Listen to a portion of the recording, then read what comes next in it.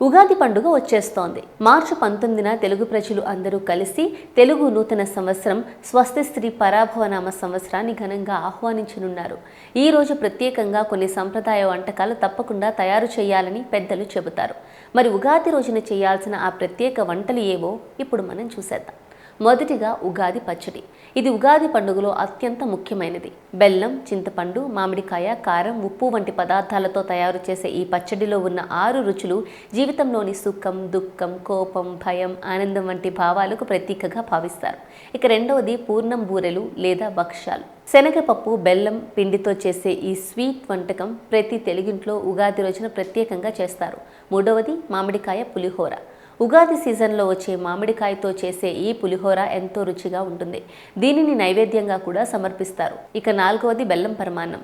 బియ్యం, పెసరపప్పు, బెల్లం, పాలతో చేసే ఈ స్వీట్ వంటకం ఉగాది రోజున చాలా ప్రత్యేకం. ఇవే కాకుండా మినపగారెలు కూడా చాలామంది ఇళ్లలో తయారు చేస్తారు. కొబ్బరి చట్నీతో ఈ గారెలు తింటే రుచి మరింత పెరుగుతుంది. అందుకే ఈ ఉగాది పండుగ రోజున ఈ సాంప్రదాయ వంటకాలు తయారు చేసి కుటుంబంతో కలిసి ఆనందంగా పండుగను జరుపుకుందాం.